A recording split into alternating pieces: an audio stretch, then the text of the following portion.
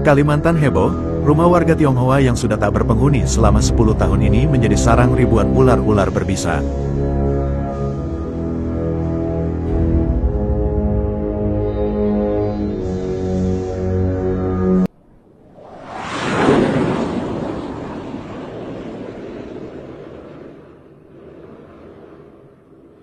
Di sebuah desa terpencil di Kalimantan, terdapat sebuah rumah tua besar yang ditinggalkan selama puluhan tahun.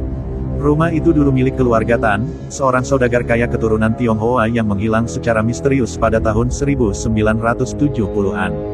Penduduk desa percaya bahwa rumah itu dikutuk, dan siapapun yang mencoba memasukinya tidak akan pernah kembali. Dari luar, rumah itu tampak seperti bangunan kolonial yang sudah hancur dimakan waktu. Pohon-pohon besar melingkari bangunan itu, akar-akar menjalar hingga ke dinding, dan jendela-jendelanya gelap, seolah-olah tidak ingin membiarkan siapapun melihat ke dalam. Namun, yang paling menakutkan adalah suara mendesis yang sering terdengar dari dalam rumah. Menurut legenda, keluarga Tan memiliki sebuah altar rahasia untuk memuja Dewa Ular. Dikatakan bahwa mereka melakukan ritual-ritual misterius yang melibatkan pengorbanan manusia demi mendapatkan kekayaan dan umur panjang. Hingga suatu hari, salah satu ritual mereka berjalan salah, dan kutukan jatuh ke rumah itu. Keluarga Tan lenyap tanpa jejak, dan rumah itu berubah menjadi sarang ribuan ular berbisa. Suatu hari, seorang peneliti herpetologi bernama Arman mendengar tentang rumah itu dari seorang rekan sesama peneliti satwa liar. Ia tertarik untuk menyelidiki apakah benar rumah itu dihuni oleh ribuan ular atau hanya sekadar cerita rakyat. Bersama dua rekannya, Yuda dan Rina, Arman memutuskan untuk melakukan ekspedisi ke rumah tersebut. Yuda adalah seorang videografer dokumenter yang sering meliput ekspedisi satwa liar, sedangkan Rina adalah seorang ahli ekologi yang juga memiliki pengalaman dalam penelitian reptil.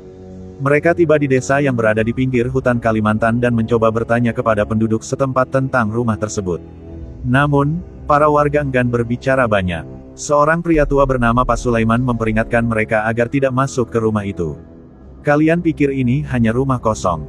Itu bukan rumah manusia lagi. Sekali masuk, kalian tidak akan kembali seperti semula. Namun, Arman tetap pada pendiriannya. Mereka pun bersiap memasuki rumah itu keesokan harinya, membawa kamera, senter, peralatan keselamatan, dan alat-alat penelitian mereka. Pagi hari, mereka tiba di depan rumah tua itu.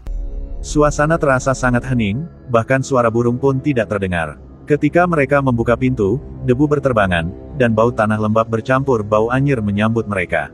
Langkah pertama mereka di dalam rumah langsung memberi kesan yang tidak menyenangkan, lantai dipenuhi kulit ular yang sudah mengering, dan dari sela-sela kayu, ular-ular kecil menyelinap pergi saat terganggu oleh kehadiran manusia.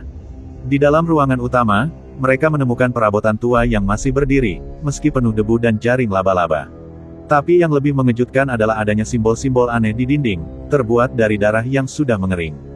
Saat Rina memeriksa simbol itu, tiba-tiba mereka mendengar suara berisik di lantai atas.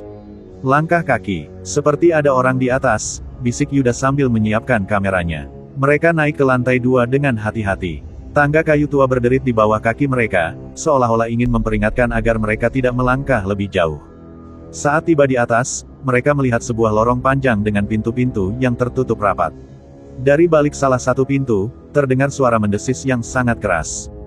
Dengan senter di tangan, Arman membuka pintu itu, dan apa yang mereka lihat membuat darah mereka membeku. Ruangan itu dipenuhi oleh ribuan ular berbisa. Dari berbagai spesies, dari kobra hingga ular hijau ekor merah, semuanya melingkar di lantai dan dinding.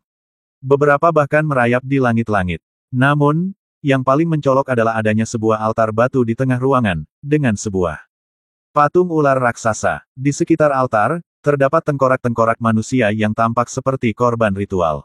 Ini bukan sekadar rumah kosong. Ini tempat pemujaan, bisik Rina dengan wajah pucat, ketika mereka hendak keluar dari ruangan. Tiba-tiba pintu tertutup dengan sendirinya, dan ular-ular mulai bergerak agresif. Arman mencoba membuka pintu, tetapi seolah ada kekuatan tak terlihat yang menahannya. Lampu senter mereka mulai berkedip-kedip, dan udara di dalam ruangan menjadi sangat dingin. Tiba-tiba, suara berbisik memenuhi ruangan. Suara yang terdengar seperti berasal dari banyak orang yang berbicara sekaligus. Kalian telah membangunkan kami. Tiba-tiba, ular-ular itu mulai bergerak secara aneh, membentuk pola melingkar di sekitar altar. Dari bayangan di sudut ruangan, perlahan muncul sosok seorang pria tua berjubah hitam, dengan mata berkilat seperti mata reptil. Kalian telah datang untuk menggantikan mereka yang hilang, katanya dengan suara bergetar seperti desisan ular. Tiba-tiba, Yuda berteriak kesakitan. Lengan dan kakinya mulai membengkak, kulitnya berubah menjadi sisik seperti ular. Ia jatuh ke lantai, menggeliat kesakitan, sementara tubuhnya perlahan berubah. Arman dan Rina panik. Mereka meraih Yuda dan mencoba membawanya keluar, tetapi ular-ular mulai menyerang mereka. Dengan segala kekuatan, mereka akhirnya berhasil membuka pintu dan berlari keluar rumah. Namun, Yuda tidak lagi sama. Tubuhnya sudah separuh menjadi sesuatu yang bukan manusia. Dengan tatapan kosong, ia berbisik, "Aku, salah satu dari mereka sekarang." Tiba-tiba, ia merangkak kembali ke dalam rumah, menghilang di tengah kegelapan. Arman dan Rina berhasil kembali ke desa dalam keadaan syok. Mereka mencoba menjelaskan apa yang terjadi, tetapi tidak ada yang percaya. Namun, sejak malam itu, mereka mulai mengalami mimpi-mimpi aneh. Dalam mimpi mereka, Yuda muncul dengan tubuh penuh sisik, berdiri di depan rumah tua itu, menunggu mereka untuk kembali. Beberapa hari kemudian, Arman menerima telepon dari Rina yang terdengar ketakutan. "Arman, aku mendengar suara desisan di rumahku. Aku merasa, sesuatu sedang mengawasiku." Saat Arman hendak menenangkannya, terdengar suara jeritan di ujung telepon, kemudian sunyi.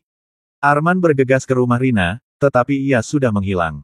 Yang tersisa hanyalah kulit manusia yang telah mengering, tertinggal di lantai, seperti kulit yang baru berganti. Dan di kejauhan, dari arah rumah tua itu, terdengar suara mendesis.